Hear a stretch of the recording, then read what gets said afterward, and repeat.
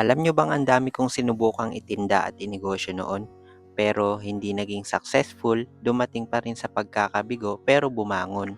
Hi guys, ako si Bok, lumaking mahirap pero mataas ang pangarap. Ilang beses ako paulit-ulit na sumubok na magnegosyo pero ilang beses din paulit-ulit na nadadapa ako. Maraming beses na halos gusto ko nang sumuko sa buhay pero ang iniisip ko pa rin ay yung mga pangarap ko. Kaya kapag nagpe-fail yung ginagawa kong negosyo ay bumabalik ako sa pagtatrabaho. Hanggang sa dumating sa point na nagkasakit si mama na stroke at ngayon ay meron siyang sakit sa puso, baradong ugat yung puso niya. Namalimos ako online para matustusan lahat ng mga pangangailangan sa gamutan niya. Hanggang dumating sa point na maraming tumulong, marami ding nambatikos.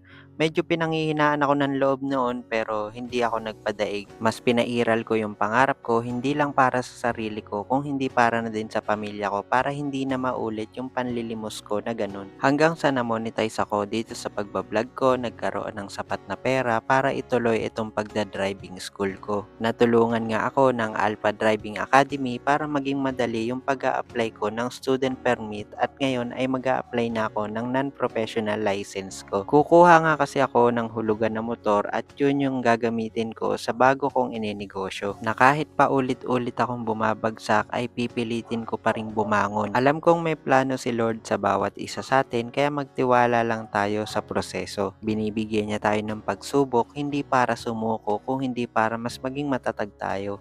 Kaya ngayon ay handa na ako ulit sumubok ng panibago para matustusan yung gamutan ni mama at yung iba pang kailangan dito sa bahay, lalong-lalo na yung mga bills at pagkain namin. At kapag makaipon ay pipilitin kong mapatignan yung tita ko sa espesyalista para naman gumaling siya. Maraming salamat Lord dahil lahat ng mga plano sa isip ko ay unti-unti nang natutupad at nabubuo. At kagabi nga ay sinimulan ko na ang pag-e-edit ng magiging layout ng magiging business ko.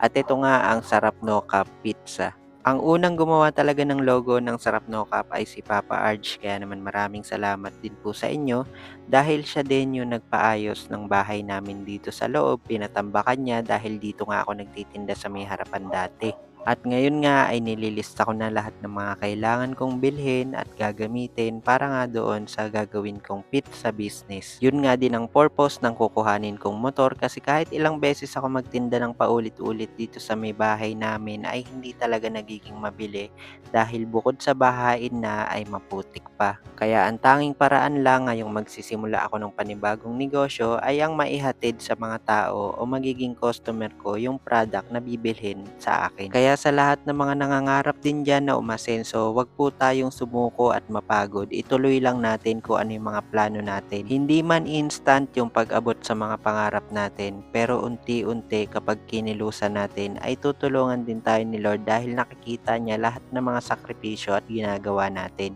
O paano? Hanggang dito na lang muna itong video natin na to. Maraming salamat po sa inyo. God bless po.